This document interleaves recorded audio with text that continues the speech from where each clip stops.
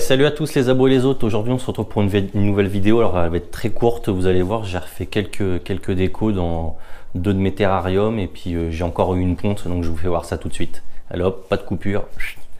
Hop, on se retourne directement sur le terrarium de mes dragons d'eau. Donc, vous avez vu, j'ai remis de la verdure. Parce que ça manquait de verdure. Voilà, j'ai remis des plantes. Alors, je mettrai le lien...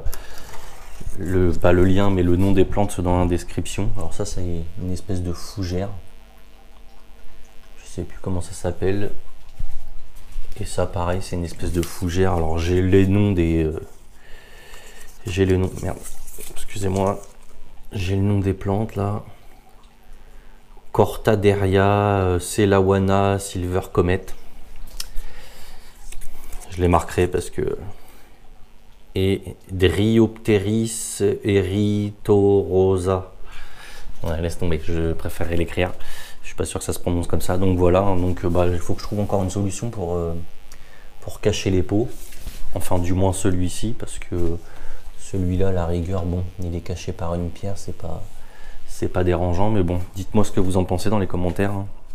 C'est quand même nettement plus sympa qu'avant. Avant, c'était tout vide.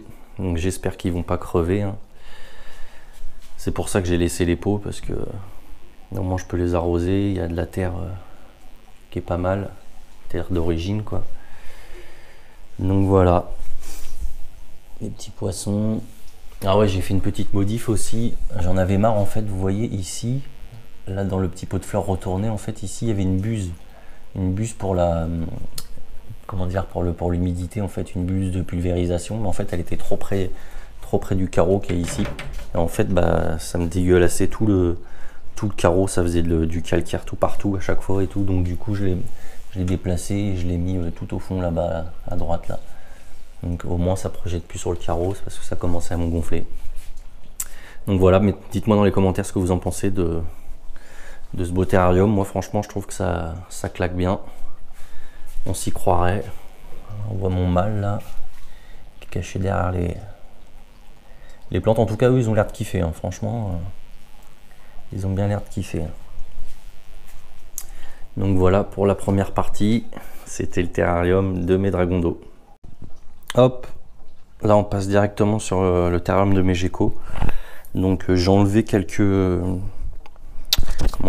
cachettes qu'ils avaient, des cachettes toutes faites. Et je me suis dit que j'allais leur faire des petites galeries. Donc en fait, j'ai acheté du sable, vous voyez. C'est du sable qui durcit, hein. C'est une espèce de sable à base d'argile. C'est la marque Trixie qui fait ça. Vous voyez, sable de galerie. Ils appellent ça sable de galerie. Substrat d'argile pour terrarium. Donc je me suis dit, je vais essayer. J'avais jamais testé. Donc en fait, j'ai pris des tuyaux PVC, hein, d'évacuation d'eau. Là, c'est pareil.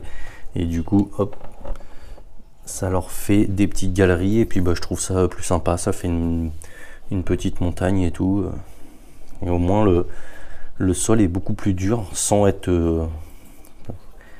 trop dur non plus, hein. C'est pas du ciment, mais bon, ça reste beaucoup plus dur. Donc pour nettoyer c'est plus facile, et puis esthétiquement je trouve que ça rend plutôt pas mal. Je sais pas ce que vous en pensez. Hop, là toujours la boîte à mu, hein, donc remplie de sphaigne. Donc je remplis d'eau sphaigne et je le mets toujours de l'humidité dedans. Toujours je pulvérise au moins une fois par semaine à fond là-dedans, que ça reste bien humide. Et puis vous voyez, ils aiment bien, puisque la preuve, ils y sont tous les deux dedans.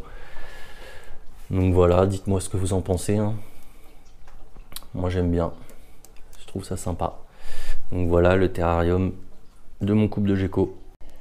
Et pour finir, je vous refais voir ma petite Sun, hein, la petite femelle Pogona que j'ai acheté dernièrement, la semaine dernière. Donc là vous voyez qu'elle a le museau tout cradouille, tout noir. Pourquoi? Tout simplement parce que elle m'a pondu des œufs.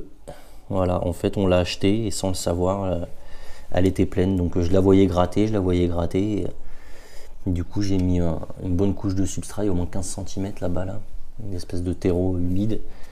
Et en fait voilà, elle m'a fait des œufs. Il y en a 4, 5, 6, 7, 8, 9. Donc elle m'a fait 9 œufs, donc je suis pas sûr qu'ils soient tous fertiles, voire qu'ils soient fertiles tout court, hein. Parce que quand je vois celui-là par exemple, il est un petit peu tout recroquevillé, mais bon, je vais les mettre à incuber, et puis je verrai bien quoi. Donc voilà, et j'ai en tout, j'ai au moins une quinzaine d'œufs entre les dragons d'eau, les pogonas, comment ça s'appelle, les escargots là, les acatina. En tout, je dois avoir, ouais, même plus que ça, je dois avoir une vingtaine d'œufs qui sont en train d'éclore. Voilà. Bon bah voilà, cette vidéo est donc terminée, j'espère qu'elle vous aura plu. Si c'est le cas, clac, on met un gros like. Comme je vous ai dit, elle était très courte, hein, donc je vous avais dit aussi que là, normalement, la prochaine, c'était pour refaire le terrarium qui est ici en bas, mais j'ai pas encore eu le temps d'aller chercher les planches, donc c'est dans les tuyaux. Allez, à plus, ciao.